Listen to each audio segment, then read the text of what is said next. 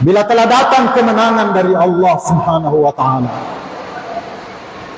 pertolongan Allah dan kemenangan, wa ra'aitan nasa yadkhuluna fi dinillahi afwaja, dan engkau menyaksikan orang berbondong-bondong merespon, mentalbiyah, memenuhi ajakan dakwahmu, maka sucikanlah Tuhanmu yang tidak pernah salah, tidak pernah keliru. Pada setiap tindakannya melekat ilmu Allah yang maha tahu, qudratullah, kekuasaan Allah di atas segalanya, adlullah, keadilan Allah, ahkamul hakimin, dan rahmatullah, kasih sayang Allah Subhanahu wa ta'ala, baik bagi mereka yang menang di kalangan orang-orang yang benar, maupun bagi mereka yang kalah juga di kalangan orang-orang yang benar. Tidak berlaku bagi mereka yang salah. Artinya dia yang berada di pihak kebatilan, ayat ini, nasihat ini tidak berlaku bagi mereka. Berarti spesialis diarahkan, dialamatkan kepada baginda Nabi sallallahu alaihi wasallam, maka sucikanlah Tuhanmu dan beristighfarlah kepadanya. Mengapa? Baginda Nabi saja yang maksum diperintahkan beristighfar setelah mendapatkan kemenangan. Itu artinya tidak satu pun perjuangan yang luput dari kekhilafan dan kesalahan. Bahkan tercatat dalam sejarah seorang panglima yang hampir-hampir saja diyakini, hampir menyimpangkan keyakinan umat Islam ketika itu. Kalau bukan dia yang memimpin peperangan, maka kita akan kalah. Dan kalau dia, kita pasti menang. Seorang sahabat dari klan Bani Adi, sepupu dari Amirul Mukminin Umar ibn al-Khattab radhiyallahu anhu, Khalid ibn al-Walid radhiyallahu anhu. Tetapi tercatat dalam sejarah beliau dipecat oleh dua alasan.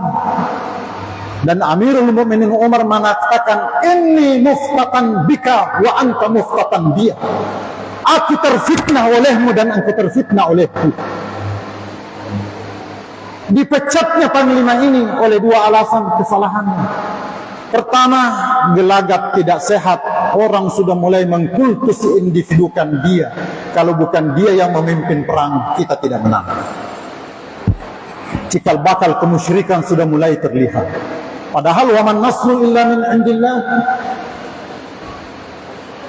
Kesalahannya yang kedua, kesalahan manusiawi.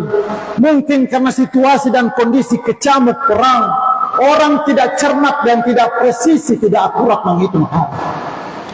Selepas dia membunuh seseorang dalam peperangan itu, lalu kemudian menikahi janda orang itu yang terkenal cantik rupawan bernama Laila. Dia luput, keliru menghitung masa iddahnya. Belum lewat dinikahinya, itu pelanggarannya. Saya katakan berhusnuzan kepada beliau radhiyallahu, mungkin karena situasional perang membuat orang tidak akurat, tidak cermat menghitung bilangan hari. Terjadilah kesalahan itu, maka dipecatlah Amirul Mukminin, memecat Panglima Khalid bin Walid radhiyallahu. Itu artinya. Dan kesalahan yang lain banyak. Seseorang yang tetap memenggal seseorang yang telah mengucapkan syahadat ketika dikejarnya, dan Nabi marah besar kepadanya. Mengapa engkau membunuhnya? Bukankah dia telah mengucapkan syahadat? Kata prajurit ini, sahabat radhiyallahu, dia cuma kamuflase menipu kita ya Rasulullah. Tapi apa kata baginda Nabi? Asyaqaqta sadrahu. Apakah engkau telah membelah dadanya untuk mengetahui dia jujur atau tidak? Ini hanyalah segelintir kesalahan yang juga terjadi pada kalangan orang-orang mulia di situasi ruang waktu tertentu. Karena al-kamalu lillah, kesempurnaan mutlak hanya milik Allah, wal ismatu lirrasul, ammal insanu ayyan kan faqad yusibu wa yukhti. Ini kaidah, pegang erat-erat kaum muslimin muslimat yang saya muliakan. Kesempurnaan mutlak hanya milik Allah, absolutely. Yang terpelihara terjamin dari kesalahan dan dosa hanyalah baginda Nabi. Adapun yang lain, hatta sahabat, tabi'in, tabi'in, wali, apapun namanya, dia bisa benar dan juga bisa salah. Maka kendati kita berjuang atas nama kebenaran, kita tetap harus mawas diri. Bertaubat setelah itu, apakah kita karena kita menang atau karena kita kalah, sama-sama harus bertaubat. Ini i'tibar untuk menjadi pelajaran pada perjuangan-perjuangan berikutnya. Jangan kita sampai tua setiap event, setiap momen salah terus, keliru terus, dosa terus, berulang-ulang. Waktu boleh siklus berputar, tetapi dosa jangan berulang-ulang. Mestinya karena kita semakin menghampiri akhir hayat kita, kalau itu adalah pemilu yang terakhir, kalau ini adalah Ramadan yang terakhir dalam hidup kita, semoga ini adalah Ramadan yang terbaik yang pernah kita lewati. Semoga ini adalah eleksi yang terbaik yang pernah kita lewati dan paling bisa kita pertanggungjawabkan di hadapan Allah Subhanahu wa ta'ala.